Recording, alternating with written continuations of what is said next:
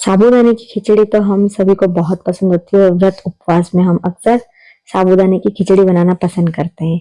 बच्चे बड़े सभी को बहुत ज्यादा पसंद होती है। लेकिन क्या आपने कभी साबूदाने की खिचड़ी के ऊपर इस तरह से फरियाली मसाला स्प्रिंकल करके देखा है?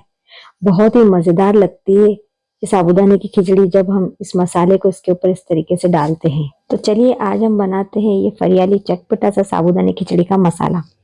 इस मसाले को आप किसी भी व्रत की किसी भी डिश के अंदर आप यूज कर सकते हैं। बहुत ही मजेदार टेस्टी हमारे व्रत की वो रेसिपी बन जाएगी।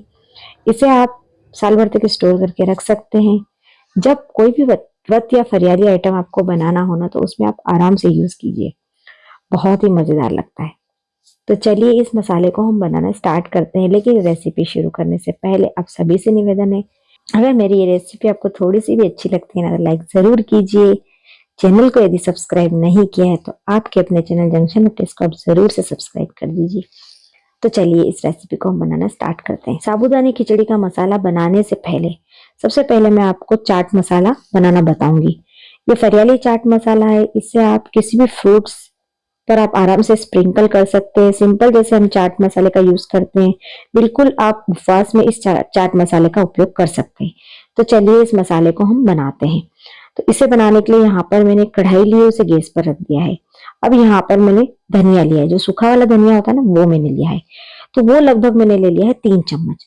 उसके बाद यहाँ पर लिया है जीरा, वो मैंने 2 चम्मच लिया है।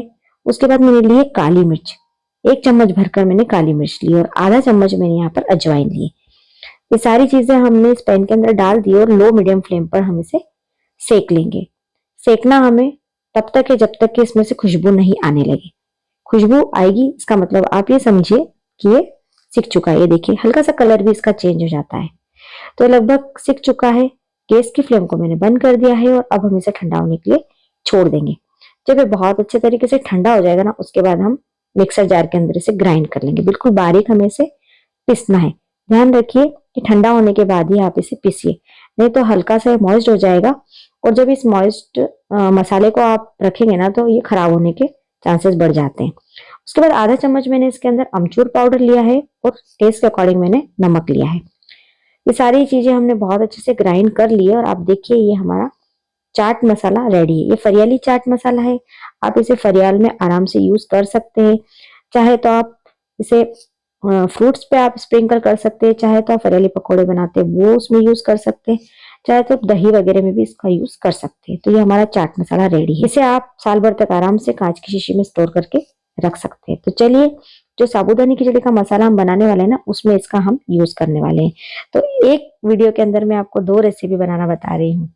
तो आप चाहे तो ये भी बना सकते हो, चाहे तो आप साबूदानी खिचड़ी का मसाला भी बना सकते हैं। दोनों रेसिपीज आप ट्राई कर सकते हैं फरियाल में। अब उसके बाद अब हम बनाएंगे साबूदानी खिचड़ी का मसाला। तो अगेन मैंने कढ़ाई ले लिए। उसके बाद यहाँ पर 1 चम्मच मैंने जीरा लिया है, आधा चम्मच यानी कि 10 से 12 मैंने काली मिर्च ली है, 4 से 5 मैंने लौंग ली है और आधा इंच से थोड़ा सा ज्यादा मैंने दालचीनी का टुकड़ा लिया है। उसके बाद ये फूल लिए हैं मैंने, जो गरम मसाले में यूज किए जाते हैं, वो ले लिए हैं। इसे जावित्री के फूल भी कहते हैं। लगभग एक फूल में से मैंने 1/4 टुकड़ा काट लिया था, वो मैंने लिया है। 2 चम्मच भरकर मैंने यहाँ पर खसखस ली है और उसके बाद 4 से 5 मैंने सूखी लाल मिर्च ली है। इसे भी हम लो मीडियम फ्लेम पर रोस्ट करेंगे। तब तक रोस्ट करेंगे जब तक कि बहुत अच्छी सी खुशबू ना आने लग जाए, साथ ही ये अच्छे से क्रिस्पी ना हो जाए, उतना हमें इसे रोस्ट करना है। यानी कि इसका पूरा मॉइस्चर हमें खत्म करना है। स्पेशली जो सूखी लाल मिर्ची ना, उसका मॉइस्चर खत्म होना जरूरी है। तो देखिए बहुत अच्छे से मैंने इसे रोस्ट कर लिया है और ये देखिए बहुत अच्छे से रोस्ट हो चुका है। अब हम क्या करेंगे, गैस की फ्लेम को कर देंगे बंद और इसे ठंडा होने के लिए छोड़ देंगे, तब तक जब तक कि पूरी तरीके से ये ठंडा नहीं हो जाए। जब तक ये चीजें ठंडी हो रही है ना, तब तक हम एक चीज और रोस्ट कर लेते हैं। यहाँ पर देखिए मैंने कड़ी पत्ता लिया है। कड़ी पत्ते से हमारे इस मसाले का टेस्ट बहुत अच्छा आएगा। तो ये हम रोस्ट कर लेंगे। चाहे तो आप इसके साथ में हरा धनिया भी रोस्ट कर सकते हैं। यदि आपके पास सूखा रखा हुआ तो आप उसका यूज करेंगे। यहाँ पर आगे मैं हरे धनिया का यूज भी करने वाली हूँ, क्योंकि मेरे पास सूखा स्टोर करके मैंने रखा था, तो मैंने इसके साथ इसे रोस्ट नहीं किया है।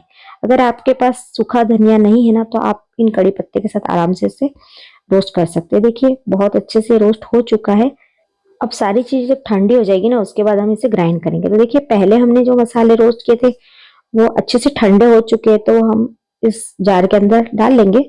उसके बाद पुदीने की सूखी पत्तियां मैंने स्टोर करके रखी थी, वो मैंने ले ली। अगर आपके पास फ्रेश है तो वो आप उसे रोस्ट कर ट्राई कर सकते हैं। ये हरा धनिया, इसे भी मैंने सुखाकर इस तरीके से स्टोर कर रखा था, वो मैंने ले लिया है। आधा चम्मच यहाँ पर मैंने अमचूर पाउडर लिया है, आधा चम्मच मैंने यहाँ पर सौंठ का पाउडर लिया है, और आधा चम्मच मैंने यहाँ पर जायफल का पाउडर लिया है। ये सारी चीजें आप इसके अंदर ऐड करेंगे ना, तो हमारे साबूदानी खिचड़ी का मसाला बहुत मजेदार बनेगा। टेस्ट के अकॉर्डिंग हम इसके अंदर नमक ऐड कर देंगे, और उसके बाद जो चाट मसाला हमने स्टार्टिंग में बनाकर रखा था ना, वो हम इसके अंदर डाल देंगे। तो 1 चम्मच भरकर मैंने वो चाट मसाला इसके अंदर ऐड कर दिया है। तो इस तरीके से सारी चीजें हमने इसके अंदर ऐड कर दी है। अब जो हमने कड़ी पत्ता रोस्ट कर रखे थे ना, वो हम इसके अंदर ऐड कर देंगे, और इसके बाद हम इसे बहुत अच्छे से फाइन पाउडर ग्राइंड कर लेंगे। तो ये देखिए, ये ग्राइंड कर लिया है मैंने, और आप देख सकते हैं ये हमारा साबूदाने खिचड़ी का मसाला बिल्कुल रेडी है। आप देखिए, बहुत ही मजेदार टेस्ट लगता है, बहुत ही अच्छा लगता है। आप किसी भी व्रत की डिश के अंदर आप इसका आराम से यूज कर सकते हैं।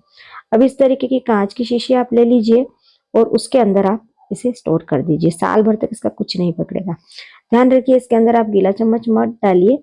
बरनी को भी बहुत अच्छे से सुखा लीजिए, यानी ड्राई कर लीजिए। तो ये देखिए, हमारे साबूदानी खिचड़ी का व्रत वाला मसाला बिल्कुल रेडी है। बहुत ही मजेदार दिख रहा है, खाने में बहुत ही बढ़िया लगता है जब आप साबूदाने की खिचड़ी में इसे डालकर बनाएंगे। तो अब हम इसका कैसे यूज करेंगे ये भी मैं आपको बताती हूँ। सिंपली जैसे आप साबूदाने की खिचड़ी बनाते हैं, या तो आप बनाते वक्त इसमें आप ऐड कर सकते हैं, और यदि आप इसके ऊपर स्प्रिंकल करना चाहें ना, तो आप स्प्रिंकल भी कर सकते हैं। बिल्कुल थोड़ी सी क्वांटिटी में आप लीजिए, और इस तरीके से इसके ऊपर स्प्रिंकल कर दीजिए। तो मार्केट वाले जो होते हैं ना, वो इसी तरीके से साबूदाने की खिचड़ी के अंदर ऐसे मसाला ऐड करते हैं, और वो टेस्टी सी साबूदाने की खिचड़ी को हम बहुत ही मजे लेकर खाते हैं। बनाना बहुत ही आसान है, आपने देखा ही। तो आप इस तरीके से साबूदाने की खिचड़ी का मसाला घर पर बनाकर रख लीजिए, और जब भी आपको चटपटा खाने का मन होना, तो इस तरीके से मसाले को आप स्प्रिंकल कर सकते हैं। तो फ्रेंड्स, आज की मेरी ये रेसिपी आपको कैसी लगी?